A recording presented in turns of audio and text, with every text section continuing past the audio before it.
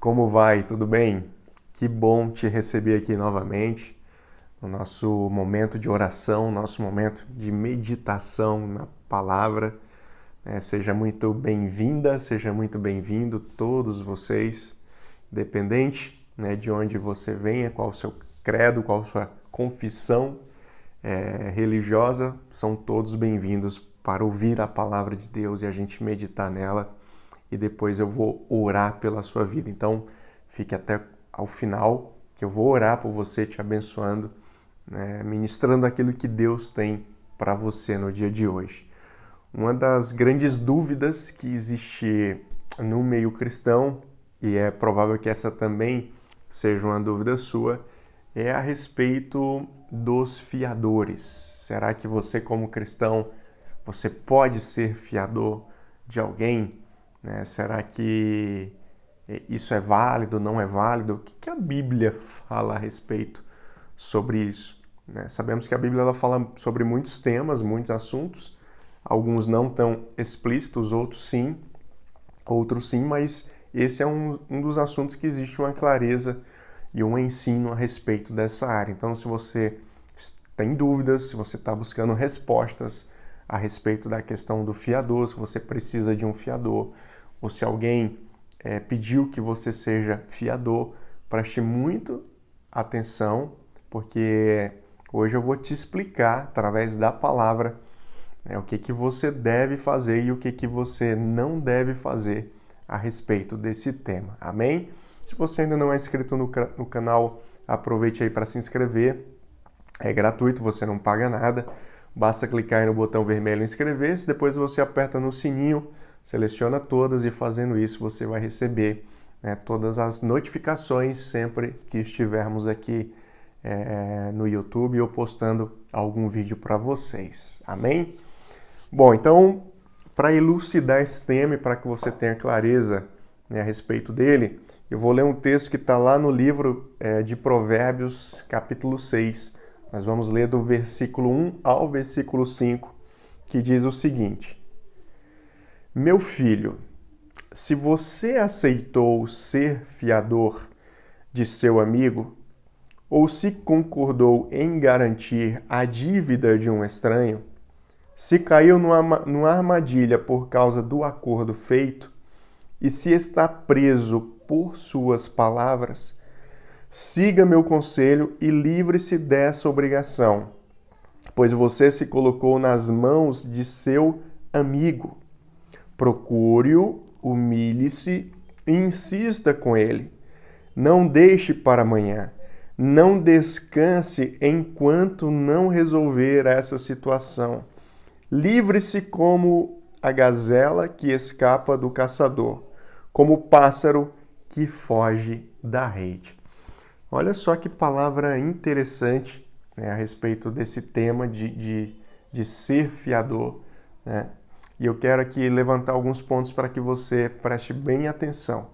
Em primeiro lugar, vamos considerar que você não é fiador. Você não é fiador de ninguém, enfim. Nunca se colocou numa situação dessa, ou se colocou alguma vez, hoje não está nessa situação, ou seja, você não é um fiador. Então, a orientação e o conselho é para o quê? Que de fato você não seja fiador. Não seja fiador de outras pessoas, para outras pessoas, principalmente para amigos ou para pessoas estranhas, Aquelas pessoas que são mais distantes, e que você não conhece, não sabe como que é a vida, não sabe como que ela se organiza financeiramente, não sabe como que ela procede com seus compromissos. Então, isso é muito complicado. E por que é complicado? Porque o fiador é aquele que se coloca como o pagador da conta, certo?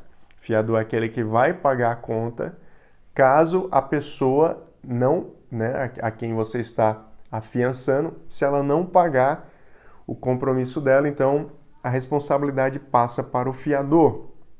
Por exemplo, se você vai alugar um imóvel, uma das situações que as imobiliárias, que os proprietários exigem, é que exista um fiador.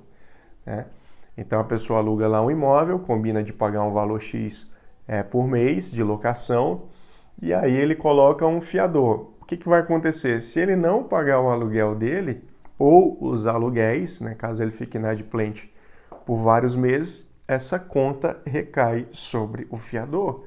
Então o fiador está falando assim, olha, eu assumo a bronca, eu assumo a responsabilidade, né, caso ele fique devedor. Porém, o que acontece de fato? A maioria das pessoas, quando elas se colocam como fiadoras umas das outras, na verdade, ela não quer prestar esse papel, né? E muitas vezes ela nem tem condição financeira de arcar com a responsabilidade, né, desse terceiro.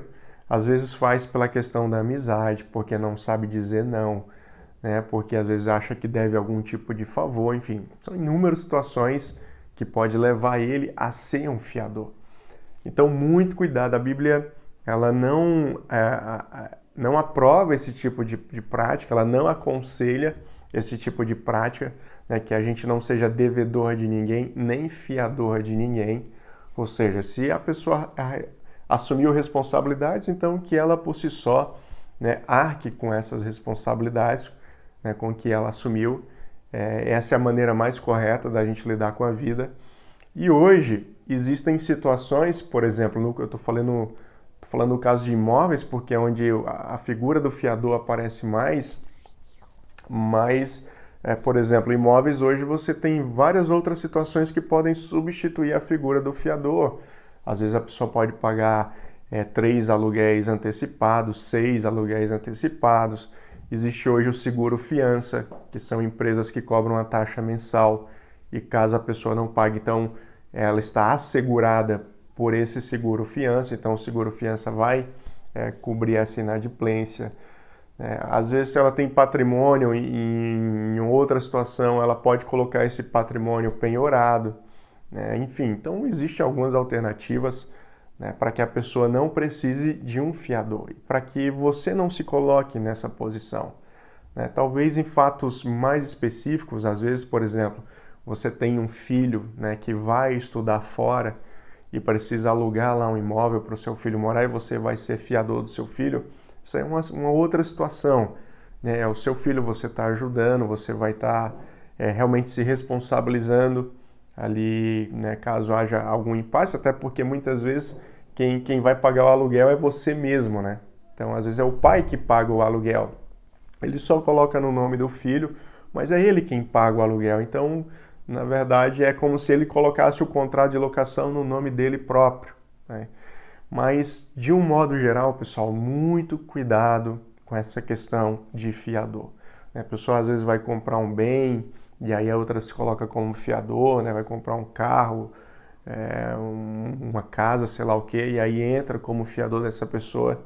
Então, muito cuidado, porque você está contraindo uma dívida, né? Ou poderá contrair uma dívida que obviamente não é sua, né?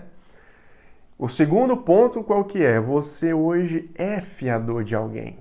Então talvez você esteja aí nesse imbróglio, né? Talvez você esteja passando por uma luta de ser fiador de alguém, né? De estar incomodado, talvez essa pessoa já está inadimplente, né? Talvez já esteja sobrando para você, né? Arcar com os compromissos, com as consequências. Então, o que Salomão fala aqui? Procure essa pessoa, né? Procura essa pessoa e desfaça esse compromisso que você fez de ser fiador. Aqui ele diz até que se for necessário, humilhe-se, né? Insista. Por que ele fala isso? Porque geralmente a pessoa que está sendo afiançada, ela não vai querer perder o fiador, porque é muito difícil achar um outro fiador. Então por isso que ele fala, olha, fuja disso, humilhe-se, né? Insista com ele. Não deixe para amanhã, né? Não descanse enquanto não resolver essa situação.